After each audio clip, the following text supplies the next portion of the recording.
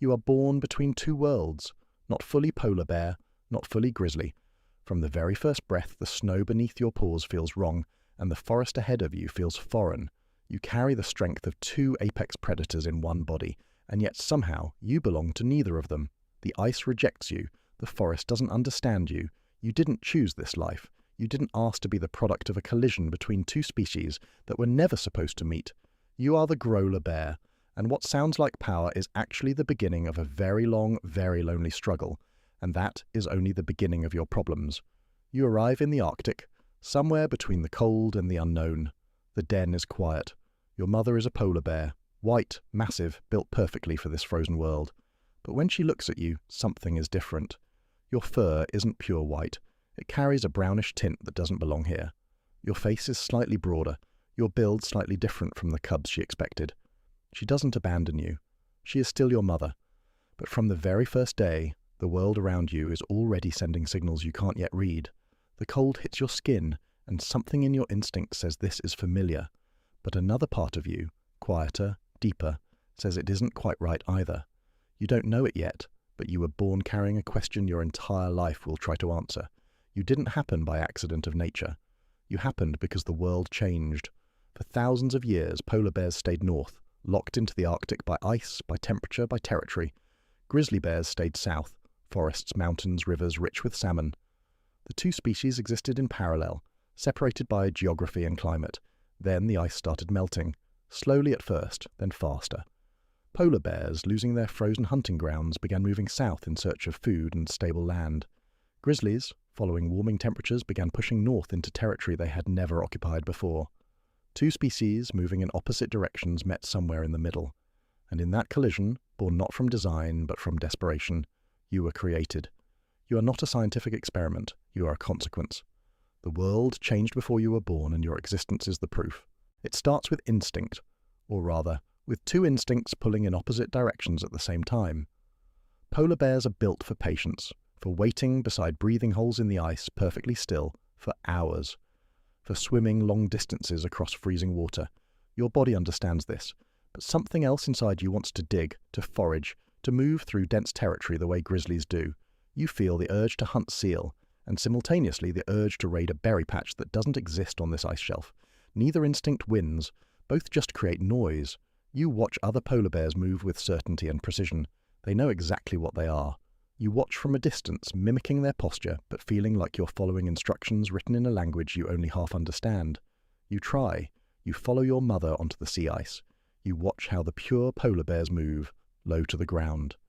Patient, white against white, invisible to their prey. You attempt the same stillness. But your colouring gives you away. Your instincts interrupt your patience. You're close enough to the polar bear world to participate in it, but different enough that it never fully accepts you. The seals sense something unfamiliar in your movement. The other bears notice you don't quite behave the way they do. You look similar, but you aren't the same. And in the Arctic, where survival depends on precision, being almost right is the same as being wrong. You can live here, but you can never fully belong here. So you move toward the tree line, grizzly territory. Maybe here, with the other half of your blood, things will feel more natural. But the grizzlies read you differently too. Your size is right, your strength is right, but your behavior has gaps. You hesitate where a grizzly would be confident. You pause where a grizzly would act. You don't carry the full map of this world in your instincts either. Grizzlies have hierarchies, territories, social rules developed across thousands of generations. You didn't grow up inside that system. You arrive as an outsider wearing a familiar face. They don't attack you, but they don't include you either. You belong everywhere and nowhere. Both worlds are partially yours, and that partial access is somehow worse than having no access at all. There is no Grolar Bear community waiting for you. No group that shares your experience. No elder of your kind who survived this before and can tell you how it's done. You are statistically rare, documented sightings of Grolar bears in the wild, number only in the single digits. You are alone in a way that most animals never experience. Not the solitude of a tiger, which is chosen and purposeful. Not the temporary isolation of a bear entering hibernation. This is structural loneliness, the kind that exists because there is no category built for what you are. Loneliness isn't just being alone, it's having no place to belong, and that is the weight you carry every single day, not because you failed to find your place, but because your place was never built in the first place. You are extraordinary by any physical measure. The Grolar Bear combines the bulk of the grizzly with the endurance adaptations of the polar bear. You can swim, you can dig, you can withstand cold and navigate forests. On paper, you are one of the most capable animals in the Northern Hemisphere. But capability without context is just noise. Humans notice you immediately, not because they understand your struggle, but because you look impressive. You become a subject of fascination, a rare specimen, a photograph worth taking. Scientists study your genetics. Wildlife cameras track your movement. Everyone watches you with curiosity. Nobody asks whether you're okay. Power doesn't solve identity. Being extraordinary doesn't mean being understood. You are simultaneously the most studied and the most misunderstood animal in your landscape. And while all of this is happening, the environment that created you keeps shifting beneath your paws. The ice continues retreating. The timberline keeps moving.